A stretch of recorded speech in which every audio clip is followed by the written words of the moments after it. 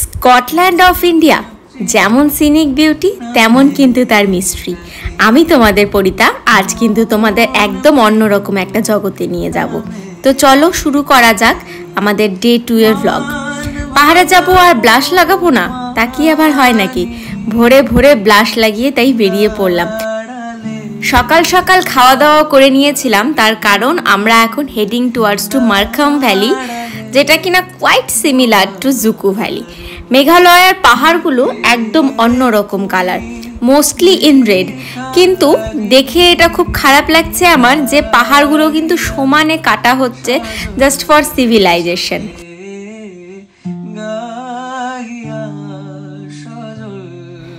শিলং থেকে প্রায় 3-4 ঘন্টা পেরিয়ে আমরা পৌঁছালাম মারখাম ভ্যালি। আর মারখাম ভ্যালি পৌঁছে আমরা কি দেখলাম? কি আবার, যেটা আমরা শহরে দেখতে পাই না, বিশাল বড় একটা আকাশ আর সবুজ চাদরে মোড়া পাহাড়গুলো। তবে ওই সুন্দর দৃশ্যটা দেখার জন্য আমাকে অনেক কষ্ট করে উপরে উঠতে হয়েছিল।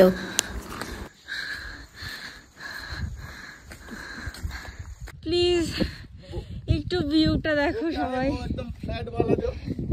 সবুজ চাদর, অসাধারণ।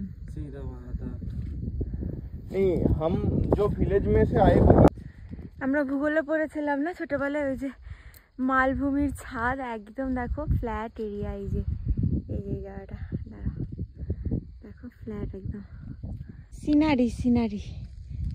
উফ, কিছু আছে ওখানে? কি আছে দেখি দেখি, কি সৌন্দর্য আছে। ওয়াও,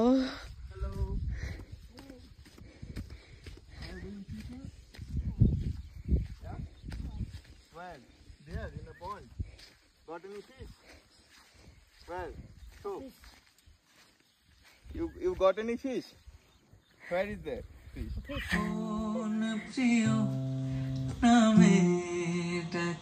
মেঘালয়াতে একটা জিনিস দেখলাম, ওখানে নর্মালি হিন্দি বলতে কেউ চায় না, হয় ইংলিশ বলে আর না হয় ওদের local language. I love you too. তারপর পুরো ভ্যালিটা শুধুমাত্র আমরা দুজন মিলে ঘুরলাম আর অনেকটা সময় কাটালাম নিজেদের মধ্যে। গোটা ভ্যালিতে শুধু আমরাই। আমার এই উইংস শ্রাকটা নিয়ে তোমরা অনেকেই কোয়ারি করেছো, তোমাদের অনেকেরই খুব পছন্দ হয়েছে। তো এর ডিটেলস আমি কিন্তু পরে তোমাদের জানিয়ে দেব। তারপর সেখান থেকে আমরা তাড়াতাড়ি বেরিয়ে এলাম, কারণ আমাদের নেক্সট ডেস্টিনেশন ছিল মাও ফানলুর ভিলেজ। 7টা লেক দিয়ে তৈরি এই ভিলেজ, মোটামুটি ভালো ছিল। আমি ডেসক্রিপশন বক্সে আমাদের জায়গাগুলো রেটিং তোমাদের দিয়ে, আমাদের আর ছাড়ছেন না। ওই যে যেখানে যাচ্ছে সেখানে পেছন পেছন জুটছি।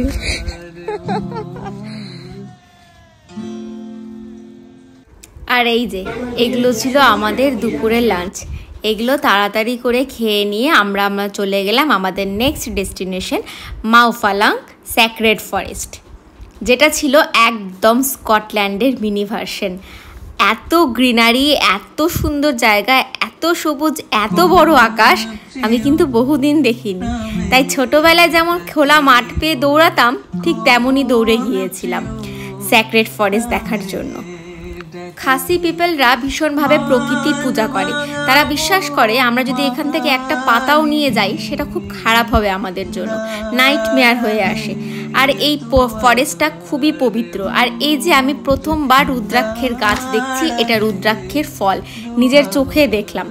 ফরেস্টের কাহিনী শুনে গাটা কিন্তু খুব ছমছম করছিল। তবে আমিও ওদের মতন বিশ্বাস করতে শুরু করলাম প্রকৃতি দেবী এখানে বিরাজমান। আজকের মতন টাটা। কাল কিন্তু আমরা যাব, কোথায় যাব না বলবো না, তোমরাই দেখবে, এক্সাইটিং কোনো একটা জায়গায় নিয়ে যাব।